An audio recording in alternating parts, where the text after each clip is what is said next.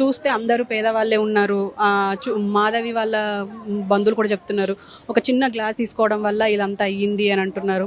అసలు ఎలా అంటే ఇప్పుడు ఎంతమంది ట్రీట్మెంట్ అవుతున్నారు? 25 మంది అంటున్నారు. అందులో చాలా మంది చనిపోయినరు అని అంటున్నారు, కొంతమంది బతికే ఉన్నారు అంటున్నారు. కానీ వెంటిలేషన్ మీద అయితే ట్రీట్మెంట్ పొందుతున్నారు. మీరేమంటారు? యాక్చువల్గా జరిగింది ఏంటంటే నిన్నటి దినంలో 15 మంది ఇట్లా వాంతులు విరోచనలు అవుతున్నాయి, కల్తీ కళ్ళు తాగిందని చెప్పి రామ్దేవ్ హాస్పిటల్ అడ్మిట్ అయ్యడం జరిగింది. రామ్దేవ్ హాస్పిటల్ అడ్మిట్ అయిన తర్వాత మేము స్థానిక ఎమ్మెల్యే మాధవరం కృష్ణారావు గారు అక్కడికి పోయి ఒక గంట సేపు మేము ఉండడం జరిగింది. ఎమ్మెల్యే గారు నుండి అక్కడ DHMO district medical and health ఆఫీసర్కి ఫోన్ చేసినా, ఎక్సైజ్ ఇన్స్పెక్టర్కి ఫోన్ చేసినా కానీ అరగంట నిలబడ్డా కానీ వాళ్ళు ఎవరు రాలేరు. వచ్చి ఒక స్థానిక ప్రజాప్రతినిధి వచ్చి ఆయన ఏం జరుగుతుందని అడిగితే కూడా జవాబు చెప్పేటువంటి పరిస్థితులు లేరండి. ఒక గంట సేపు వెయిట్ చేసిన తర్వాత అప్పుడు కానీ అధిక పోలీసు వాళ్ళు కానీ మెడికల్ డిపార్ట్మెంట్ వాళ్ళు ఎక్సైజ్ వాళ్ళు కానీ అప్పుడు కానీ రాలేదు. వచ్చిన తర్వాత హుటాహుటిన మరి మేము కూడా అక్కడ డాక్టర్తో మాట్లాడడం జరిగింది. వాళ్ళు ఏం చెప్పినంటే పరిస్థితి విషమంగా ఉంది, రిపోర్ట్స్ అన్నీ చాలా పారామీటర్స్ అన్నీ హైగా ఉన్నాయి, క్రియాటిన్ లెవెల్స్ చాలా హైగా ఉన్నాయి అని చెప్పడం జరిగింది.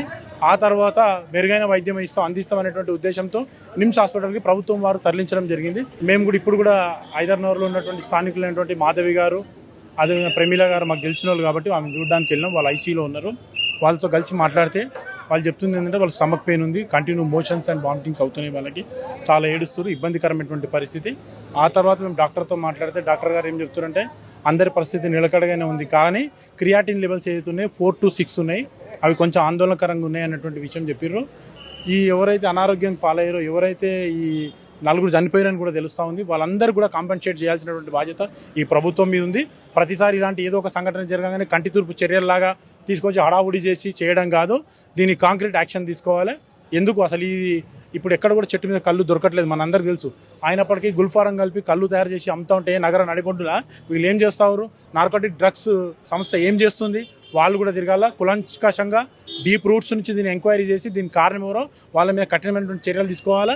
దీనిలో కాంగ్రెస్ ప్రభుత్వం వాళ్ళు కూడా, కాంగ్రెస్ పార్టీ సంబంధించినటువంటి నాయకులు కూడా కొందరు ఉన్నారని తెలుస్తారు. సరైన విధంగా ఎంక్వైరీ చేయాలి, దోషులను మీద కఠిన చర్య తీసుకోవాలి, నిర్లక్ష్యంగా ఉన్నటువంటి అధికారుల మీద కూడా చర్యలు తీసుకోవాలి.